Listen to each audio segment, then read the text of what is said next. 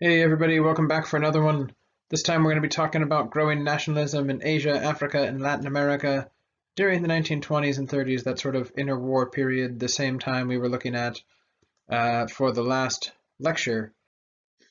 So in Asia, Africa, and Latin America, people were dealing with all of that same stuff, all of those new scientific uncertainties, all that new technology, new political systems, but with this added wrinkle that they were colonized by European or American powers, or that they were sort of left out of the international game, or that they knew about all these things but didn't actually have access to any of them.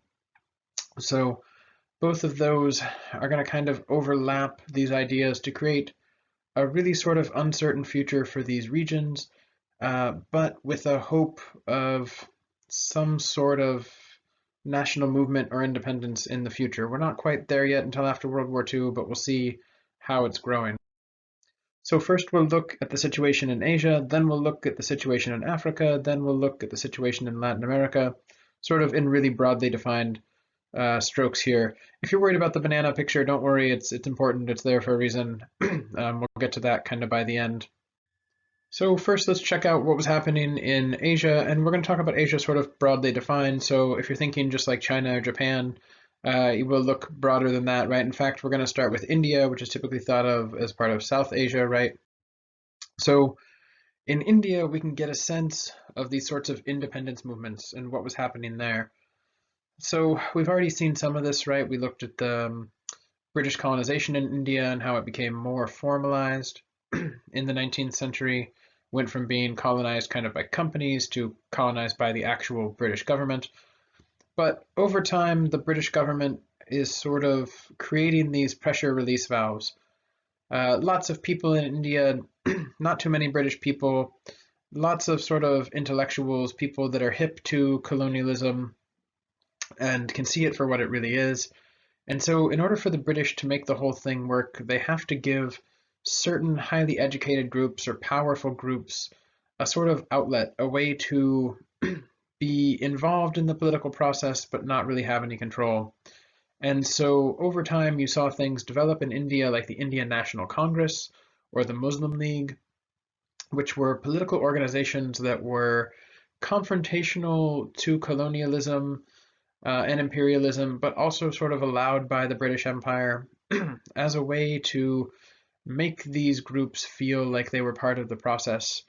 And so a lot of the aspects, the sort of everyday aspects of empire were in the hands of these folks in a sense, but they didn't actually have real independence for India. And there wasn't even an idea for what that would look like yet. But with World War One, as we saw, lots and lots of people from India are going to contribute to the war. They're going to actually fight in the war. They're going to grow food for the war. They're going to be mobilized in all kinds of different ways. And there's sort of this nod and a promise, in back rooms that because of this help, maybe India will get independence, or maybe the British Empire will somehow like compensate Indians for this, for helping, defend the home country. Also, Indians are really moved by those sorts of the Wilsonian moment, the Lenin moment, those ideas that were circulating around during the war about freedom and anti-imperialism. Remember Wilson's ideas of self-determination, or Lenin's like rabid sort of anti-colonialism and his take on communism. These were both really popular in India because lots of working class peoples, lots of intellectual people, lots of religious leaders, people who had been part of old aristocracies, all felt in some way the sort of weight of that repression of colonialism. And there was this growing sort of sense that India was its own place, its own nation, however complex it might look like. There were lots of different languages, lots of different religious groups, ethnic groups. There was still the sense that somehow it was its own entity. And that entity was, of course, shaped by the British Empire to begin with. But after a certain amount of time, it just has its own sort of gravity. And Indian folks are looking to form their own nation state, their own sense of nationalism. But of course, this is discouraged by the British. As soon as people start to feel this way, they often don't want to be part of an empire anymore. So remember, nationalism is encouraged by the nation state, but it's often illegal in the colonies, right, or under sort of imperial government. There are certain people that you can point to during this time as like the sort of face of movements or people you might know. For example, Mohandas Gandhi. You probably haven't seen him like this. Here he is when he's much younger. Um, so he was originally from an upper caste, upper class family in India. He moves to London to study law. He becomes a lawyer. So he's one of those colonial elites that's trained back in the metropole, very highly educated, and he moves to South Africa to work in an Indian law firm. And there are lots and lots of Indians in South Africa because it was part of the British Empire and they got moved around. Remember, we looked at before the sort of global migrations that the British are partaking in. But Gandhi gets down to South Africa and he buys a train ticket to work. And he's on the train. He buys a first class ticket. He's sitting in first class. And the conductor comes through and says, "Hey, darky, move it on back." And Gandhi is really surprised. He knew there was racism in South Africa. You know, apartheid was forming. It wasn't as formalized yet. To which he tells the conductor, "No, no, don't worry about it. I'm not African, right? It's fine. I'm a British subject. I'm a lawyer. I'm not an African, so don't worry." The conductor says, "Yeah, but you're not white, so you can't be in first class." So this really pisses off Gandhi. He's experiencing this sort of racism very much in his face in a way that he was sort of protected from both in India and in London due to his money and his education. But under the sort of racist South African government, he didn't have that sort of cover. So he begins to use his law degree to fight for Indians in South Africa to have equal legal rights. Then after doing that for a bit, he's going to move back to India and really start to think of India as, on the whole, being repressed in the same way that individuals are repressed within other racist institutions. So he starts to see India, this new sort of national nation state that they're imagining, as repressed by the British Empire. And he comes up with a lot of ways that Indian folks can sort of engage with the empire to make them either want to get rid of India or to grant them independence. And some people have referred to this as sort of like weapons of the weak. You know, they couldn't take on the British army, they couldn't take on the British economy, but they could do things like not cooperate. So they said, look, if you're forced to work for the British, just do your job slowly. Don't do it as well. If you have to be, you know, a police officer for the British, you know, okay, fine, but maybe look the other way when certain things are happening. And so there's all kinds of things like this. If you have to work in a British household, if you're a servant, all these sorts of ideas. But this progresses to more civil disobedience, making your own clothes, economic boycotts, making your own salt, all these sorts of things. And by this time, he's taking on this sort of look, which I'm sure you're much more familiar with. And the British government is quite worried in the 1930s as the Depression steps up. They're looking to squeeze the colonies. So these sorts of protest movements, these sort of boycott movements, civil disobedience, asking for independence is more egregious to the British during that time than it would have been otherwise. But this is all going to kind of get put on hold during World War II, as we're going to see. In China, we see something slightly different happening. Remember, China was never colonized, at least not fully. And even though Europeans took over little chunks of it here and there and sort of carved up the coasts, the Qing government was still in power until 1911. In 1911, there's a revolution and the Qing dynasty was overthrown, and there was an election, the only democratic election in Chinese history, for which in 1912, Sun Yat-sen is elected president of this new Republic of China. There he is, right sort of in the middle, in the front. But his government never really came together, even though there was this revolution and this sort of freedom movement, this democratic movement, and there's an election and he's elected the president. Um, there's still various sections of China, or various sort of neighboring chunks of what today is considered China, that are run by warlords, or that are run by sort of different ethnic leaders that don't really want to be part of the republic, or want to be part of the republic in name only, but still have control in those areas. At the same time, Japan is going to continue its aggression against China, and particularly from the north during this time period. So it never quite all comes together. Over the next few years, China is sort of joining the international system. Remember, even during World War I, China gets attacked by Japan. But there's this sense that after World War I, there'll be a whole new world order. So, at the Paris Peace Conference, Japan puts forward this racial equality clause. Chinese people are looking forward to that. That sounds really interesting. Also, China demands that they get back their land that Japan stole, or that Japan had colonized during the war, and sort of Japanese aggression against them. Well, none of that comes true. As you know, the Paris Peace Conference, the racial equality clause gets struck down and just laughed off the table. And China is really not represented well. They aren't really given anything, even though they were attacked by Japan. And so a lot of sort of young students that are switched on, that are politically active, take it to the streets on May 4th, 1919. They're deeply moved by Wilson's words. They're arguing that China needs self-determination. It needs sovereignty. It needs its own sort of independence movement. And it's really the first time that you see this mass political mobilization of all kinds of different segments of society, largely led by students.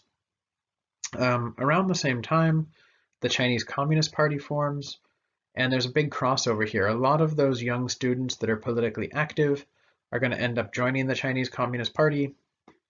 Others are going to go on to join Sun Yat-sen's sort of government, the nationalist government it's going to come to be called, even though Sun Yat-sen is out pretty quickly. It's going to be replaced by Chiang Kai-shek.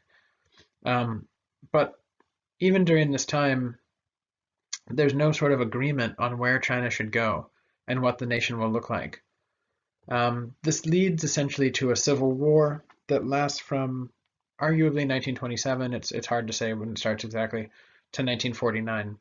So you'll notice that kind of overlaps right with World War II, which is pretty crazy, and we'll kind of talk a little bit more about that when we get to it. But the whole time World War II is going on, there's also a war within China itself over the sort of future of the nation and what the nation state should look like and how nationalism should drive the people. Another sort of outlier that we've looked at before a couple times is Japan. So Japan's going to take an interesting role in the 20s and 30s.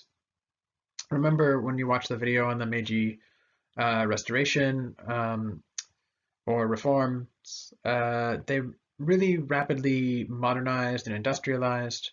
And part of being a modern country at this time, or seeming like a strong nation, was to become an imperialist power. So Japan was already kind of going down that road, and after World War I, they're going to continue to do so. They are absolutely furious over the League of Nations rejecting their racial equality clause out of hand. And remember, it's really complex because they didn't really want racial equality. What they really wanted was the Japanese to be considered white, or at least not have any sort of penalty for not being white on the sort of international scene. So Japan in the 20s is actually a very liberal place. They're making tons of money. All those flappers dancing around in the US that were wearing like silk things, a lot of that silk was coming from Japan. So Japan's getting sort of more money. They're getting more powerful. They're becoming more entrenched in Korea and other places. They've colonized Taiwan. But when the Depression sets in, there's a lot of blowback. And the Japanese people in the military, people in politics, a lot of intellectuals say, see, we've really been going the wrong direction. We're too Western, we're too decadent. what we need to do is kind of get back to those roots of being modern and sort of taking what we want. So looking for more resources, looking to expand, looking to stay strong, even in the face of the Depression, Japan's going to push into essentially what's northern China today. In 1931, there's this thing, the Mukden incident. Mukden is a town sort of north of North Korea, right, in China, where there was a section of railroad that the Japanese owned. There's a bomb placed on it and it blows up, and the Japanese government says, oh my God, terrorists. Actually, the Japanese army. So the Japanese army goes in and like pacifies this region and takes it over, and then the Japanese government kind of approves of it. It turns out the Japanese army planted the bomb. It was a sort of false flag incident. It was a way for them to get a foothold in there. And they established this new state called Manchukuo, or Manchuria in English. And it's just a puppet state. It pretends to be like this independent new nation state, but really it's all kind of run by Japan. So it's kind of a crazy situation. And we'll see that's going to build towards World War II. But it's part of this push during the Depression to sort of squeeze all the colonies as much as possible. And this is a common thread. As the Depression sets in the metropole, in the city, in the home countries, they look to the colonies for all their resources and to sort of pull that to themselves as quickly as possible. So Japan's going to do this in Korea, it's going to do this in Taiwan, and this leads to really repressive policies. For example, in Korea, they start to teach everybody in Japanese. People can't learn Korean anymore, or they can't use it publicly. They make everybody adopt Japanese names, right? The goal is to like get everybody sort of towards the Japanese nation, or kind of to get rid of the people who are there in a sense, right? And make them Japanese, to ideally enable the most sort of extraction back to the home country. And this is really interesting because Japan here is kind of acting, or not kind of, they're acting like an imperial power, but they're doing this in many ways because they're afraid of the other imperial powers, right? So let's switch it up a little bit. What was going on in Africa? So first of all, remember from way back, Africa's not a country, it's not a place, it's a whole continent. But since we're talking about, Latin America as a whole sort of continental area, or we're talking about Asia, it's kind of okay. But just remember, there's a lot of variety in Africa. But particularly what I'm going to be looking at here is the sort of colonial world, because they have that interaction between all of those modern uncertainties and still being sort of colonized, right, from the outside. So despite that Africans had been a huge part of World War I, and Germany losing sort of all its colonies, Germany had several colonies in Africa, the situation is going to remain relatively unchanged.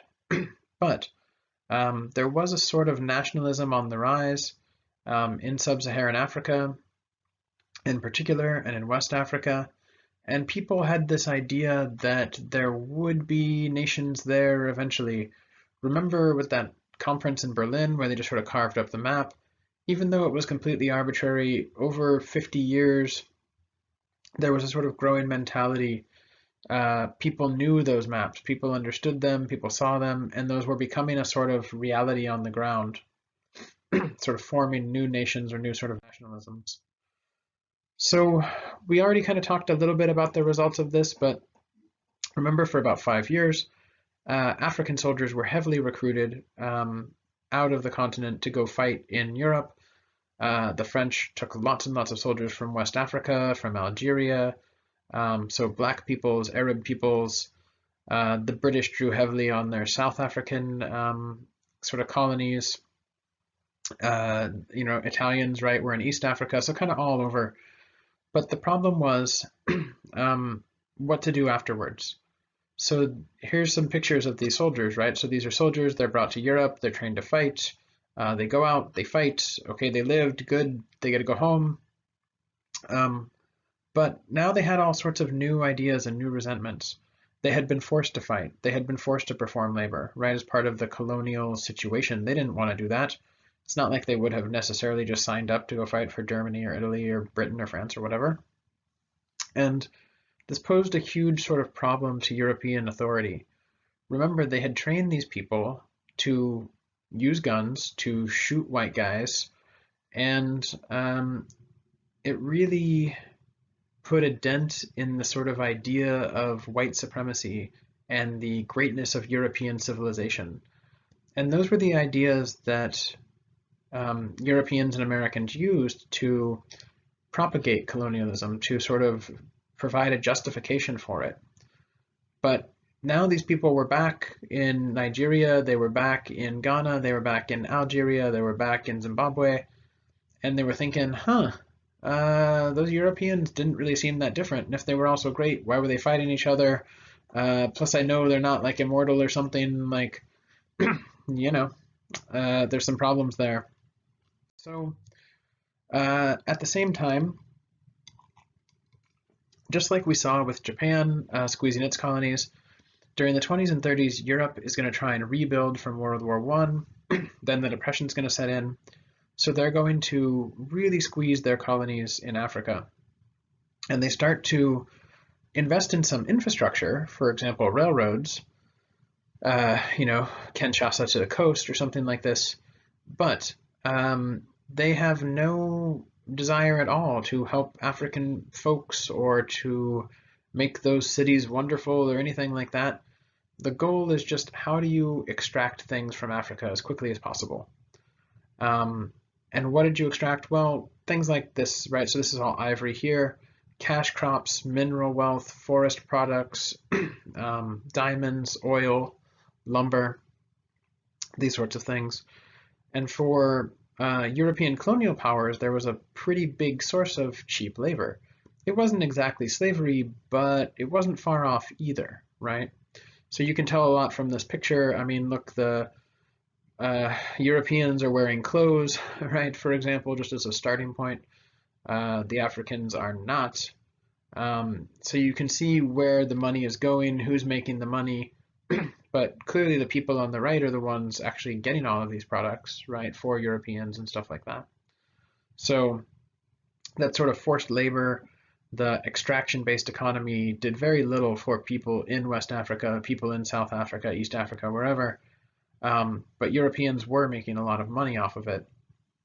So this causes a lot of resentment, right?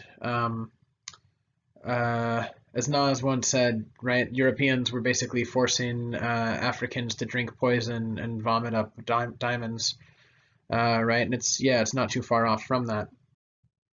So people start to get a sense that maybe there should be these same sorts of independence movements that are stirring around the world. Maybe it's not insane that Africans would manage themselves, have their own countries. And so you have elites and educated Africans that are starting to talk this way. And they're saying, look, after World War I, we thought there was going to be a sort of new world. We thought that colonialism was kind of out and Africans were going to get more of a say at the table and all that, but it didn't happen. We already saw there was this growing sort of Pan-African movement that was developing around World War I. With the Pan-African conferences and these sorts of things, these connections between the Caribbean and Harlem and West Africa. So that's all sort of coming together and creating this new poetry and literature and artwork and philosophy around Black independence that we're going to see kind of grow and grow all the way through the end of World War II, leading towards these sort of independent movements in the 50s. But there were early stirrings of it even before that. So, for example, you have some leaders that were pushing this idea that the way Africa as a whole was being treated was unacceptable, and that people in Africa should have more of a say, should have self-rule, should have self-determination. So you have people like Jomo Kenyatta, who's here on the left. There's a country named after him, right? He's going to push towards these, anyway. So there's this sort of push towards Kenyan independence, or Kenyan if you're British, right? Movements. And that's not going to happen until way after World War II, and the British are just nasty. They don't want to lose Kenya. But this is like this early example, right? He's a smart guy. He's educated by the British. He's sort of stirring the pot, talking about how even though there was no Kenya before or anything, it was totally created by the British. That there is now a sense, 50 years later, 80 years later, this idea of what Kenya is, and people feel like part of this Kenyan nation, and that the people that are there should have say over what's happening and how they live. Other people, as part of that Pan-African movement, are talking more broadly, like W.E.B. Du Bois. He's one of the absolute greats for African American civil rights and uh, just intellectual discourse in general. If you haven't ever read any of his stuff, Souls of Black Folks, is like his most famous kind of short book. Other people like Marcus Garvey, who's there on the right, coming out of Jamaica, are arguing for real, meaningful existence for Black folks, right? Not always subsumed within some other colony. And they're saying that, look, there's this whole continent filled with Black folks that's been sort of repressed. Black folks in the colonies have been repressed. These people need to get together and sort of figure out how to exchange the best of what they have and lead towards a future for Black folks, broadly defined. And we're going to see more and more of that, especially after World War II. So what's going on down in Latin America, and why do I have this picture of a banana? It's a Chiquita banana. We'll get to that. Yeah, okay. In Latin America, things are a little bit different. So we've already talked about the Creoles and independent movements in Latin America, and how it wasn't quite the same because the independence movements were either hijacked by Creoles or just for Creole folks. So Latin America is a weird place because they were colonized a long time ago by the Spanish and Portuguese. That's ended by and large, but there's still these sorts of systems in place that are basically European run in that the leaders in Latin America consider themselves closer to white than the population. Many of them consider themselves European, and just like today in Latin America, the whiter you are, the more English you speak, the higher you are sort of in status, in particular in sort of political status, which is very strange and interesting to say the least. But so states in Latin America at the end of World War I, they hadn't been tremendously involved in the war, but they were hoping that out of the Paris Peace Conference, there would come more of a genuine sort of global system that recognized their role as an economic producer, and they hope to sort of expand away from just being sort of in a satellite of American dominance. And they really saw through Wilsonianism because, remember, Wilson had actually sent troops to attack Mexico. So the idea of self-determination by Wilson, they knew, was probably at least problematic and not necessarily for them. And the sort of politicians and student movements and working movements were much more drawn to radical ideas rather than American ideas or Wilsonianism. They were particularly interested in sort of communist and socialist ideas. So you see communist and socialist parties developing in Mexico, Peru, Argentina, other places. And these are indigenous products. These are not, it's not like, oh, communists from Russia are like they're invading Latin America or something. That's nonsense. Mexican students were reading about these ideas. They thought these ideas made sense, right? All that sort of stuff. So, but the key part is not necessarily that they wanted communist economies or socialist economies or any of that, but what they were really picking up on was this sort of anti-imperialist vibe. So again, this is a little strange because you might look at them and say, well, they weren't colonized. They'd had independence movements and they hadn't been, colonized by the Spanish for more than 100 years or whatever. But there was still this sense that Latin America was subservient, particularly to the United States. So this is sometimes referred to as neo-colonialism, economic imperialism, or all kinds of other things like this. During the 1920s, the US began to invest in Latin America, but with really heavy strings attached, chains attached maybe. This is when the US is talking about Central America as like the banana lands, if you've ever heard of that, because the US is starting to import lots of fruit from Central America. And the sort of diplomatic and military process that was going on is often referred to as dollar diplomacy. Essentially, the US would funnel dollars to Latin America and Central America, the Caribbean, but only if they did what they wanted. So if you were a farmer and you raised your prices too high, no more dollars for you. If you were a politician and you didn't do what the US wanted, no more dollars for you. So it was a very sort of ruthless pay-to-play kind of scheme, and it resulted frequently in the US basically shutting off the tap to people they didn't like or people who started to argue that they should have more independence. Then when the Depression set in 1929, it caused a lot of resentment towards the US because, just like Europe and Africa or Japan and Asia, the US is going to try to really turn up the heat on Latin America and squeeze them for everything they can, because they're sort of like colonies of the US.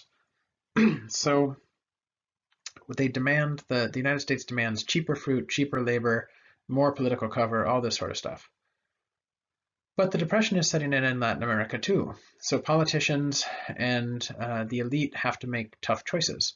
And occasionally those choices don't side with the US, in which case the US sends in Marines. So you can't see this map all too well, but all of those little highlights are places where the US invaded and in what year. So in Mexico, for example, the US invaded in 1903, 1908, 1912, 1914 to 1916, 1918 to 1920. That's an incredible amount just in Mexico, right? That the US is sending troops. And it's like, well, why haven't we ever heard about this? Well, it's not full-on war or anything. It's like a town is producing oil and they want to charge too much for it, so that America sends in Marines to like change their mind.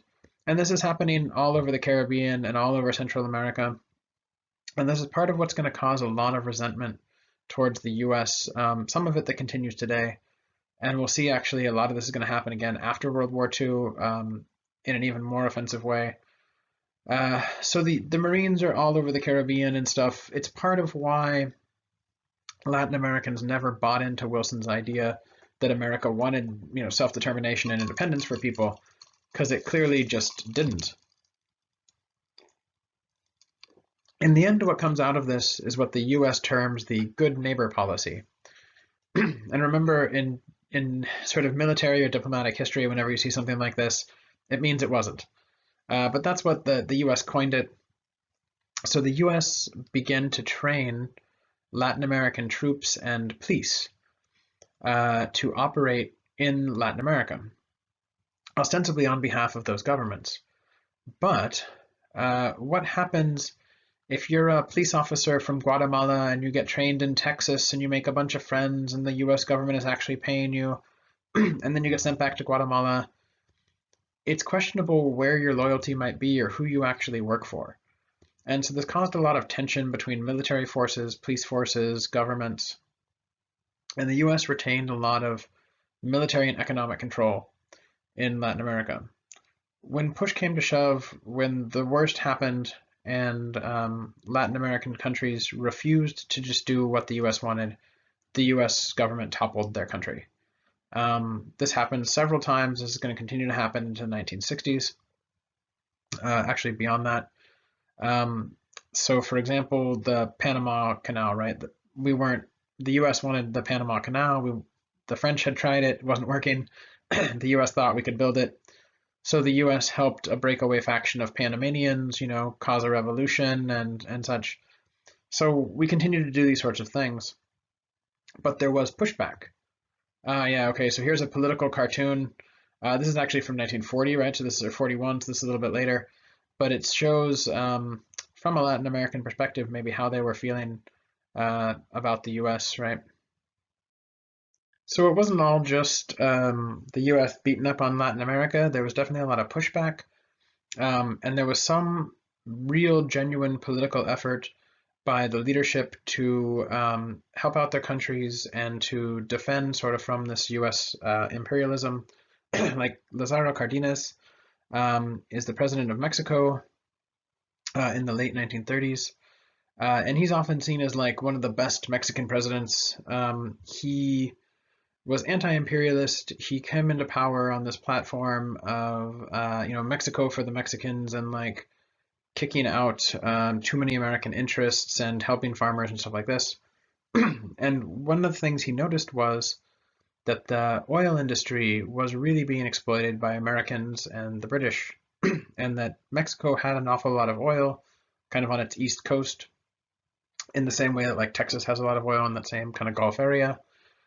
But the British and the Americans were really not paying very much for it and were really exploiting it. So there was a sort of ultimatum given, and when it wasn't met, Cardenas nationalized the oil industry in Mexico. So he basically said there can't be any foreign companies owning, oil in Mexico, or any companies at all. It's the Mexican government, right, that will run the oil fields and will produce oil for the nation, and then we'll sell it at a fair price to the rest of the world, right? So this caused an absolute panic in the U.S. and Britain because it's 38. Britain is already going to be sort of involved or worried about to be involved in World War II. The U.S. also doesn't want any kind of oil shut off, but there's not a whole lot they can do about it. So it's pretty successful, right? Mexico nationalizes their oil industry and they start to make a reasonable amount of money for their oil. That money is then funneled back into the Mexican government to allow them to, build nicer roads, build infrastructure, education, all that sort of thing that had previously just been going sort of out to these other imperial powers. And this really set the stage for a lot of future Latin American issues. After World War II, we're going to see the sort of renewed push on these things, and this sort of nationalization of products is going to become a central platform for some Latin American powers because it's the very thing that Europeans and Americans were exploiting. So Cardenas is actually going to kind of set the tone there a little bit. At the same time that there's this sort of neo-colonial interaction between the US and Latin America, there is a lot of exchange between sort of cultural fields. This is a weird time in some ways because if you think about California, Texas, Arizona, New Mexico, all those areas, right, had been part of the Spanish Empire. So there was clearly a very heavy Spanish influence there already. But that was sort of being reduced in the American mind as the US sort of solidified its borders and became more homogenous, and particularly after World War I, where there was this push to like get rid of German nationalism and language and stuff, there was a sort of homogenizing movement to American culture. What did it mean to be American? Well, it meant to be white, to speak English, all this sort of thing. So in some ways, Spanish culture was being sort of marginalized from these areas that it had been for a really long time. But at the same time, the US was afraid that if it kind of lost touch with Latin America, it would lose a lot of markets for its products. A lot of Latin American countries, their number one imports were all from the US. But now there were new imports from Japan, from Europe, from the colonies like India, right? And so American businesses and politicians were worried about losing their markets. And there was this sort of soft power approach. What if the US and Latin American countries could be friends? And I think the idea was, what if, Latin Americans could just understand us US folks? Then they would want to buy our products. They would think we were cool. There would be sort of like a connection, a brotherhood or something. So in the 20s and 30s, particularly in the 30s, you start to see these movements where the US is trying to like lure Latin America like into thinking that America's number one and we're super cool and they should be a little bit more like us.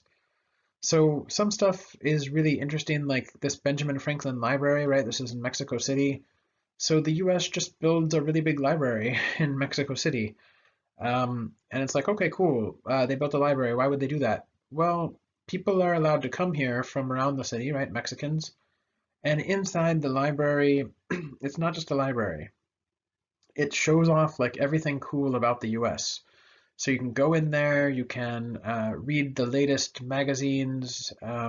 When air conditioning is invented, you can sit in an air-conditioned room, right? That's wild. You can see new maps, you can read about the world, and there's always this veneer. It's a very sort of propaganda environment where you're not only getting information and researching or learning, but in the background there's always this like, and America is great kind of thing. Other sort of exchanges like this, you might look at Carmen Miranda becoming really popular in Hollywood. Carmen Miranda was actually from Brazil and spoke Portuguese, but then in Hollywood they made her speak Spanish.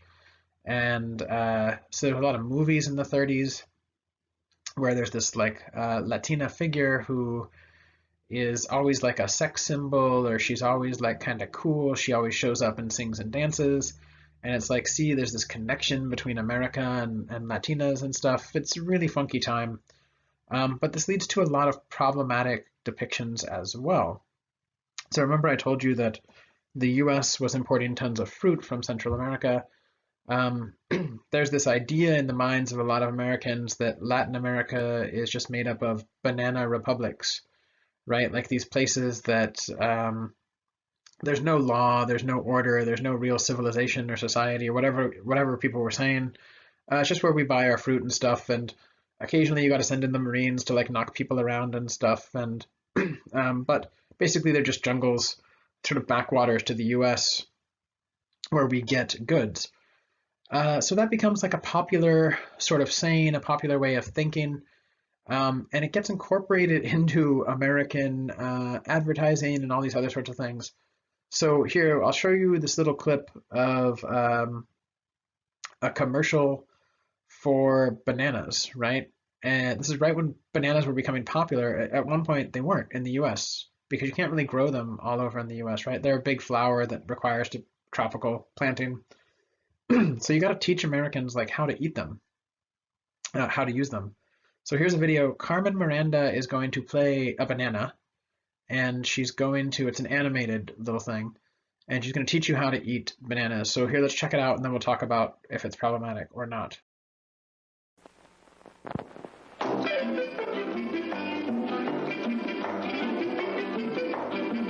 I'm Chiquita Banana, and I've come to say bananas have to ripen in a certain way, and when they're flecked with brown and have a golden hue, bananas taste the best and are the best for you. You can put them in a salad. Green? No, not yet, my dear. That greenish way you're looking means that you are ripe for cooking. How about me? No. When you are fully ripe, my dear, those little flecks of brown appear. Me? You're most digestible, my friend, delicious too from end to end. You can put them in a pie, any way you want to eat them. It's impossible to beat them, but bananas like the climate of the very, very tropical equator. So you should never put bananas in the refrigerator. Bananas are a solid food that doctors now include in baby's diet. And since they are so good for baby, I think we all should try it. Oh! See.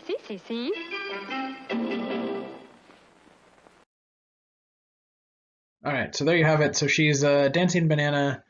Okay, is this weird? What's happening?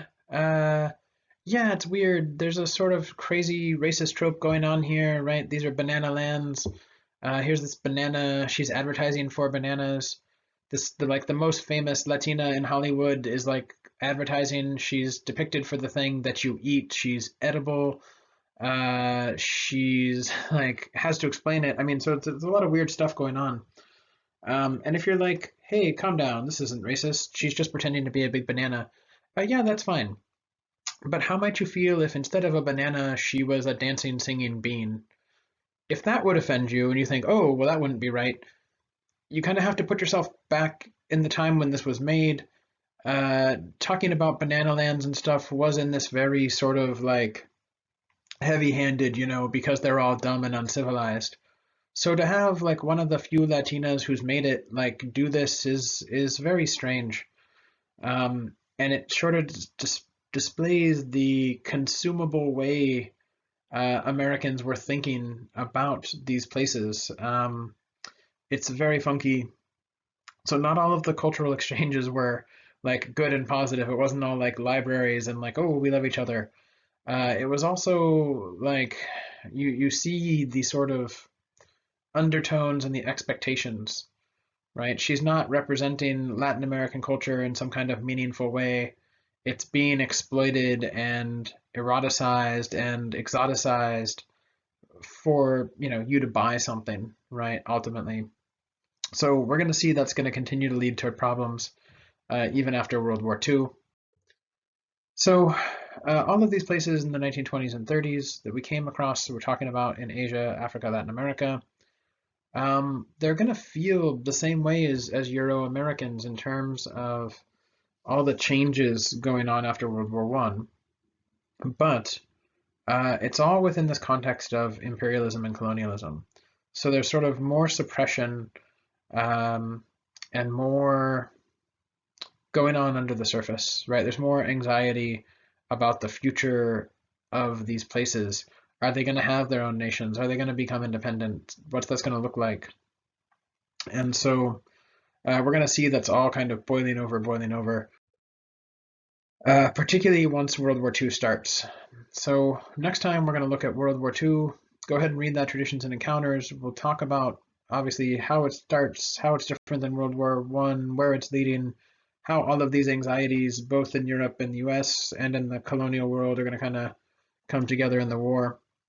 So get reading on that. As always, let me know if you have any questions. Otherwise, talk to you next time.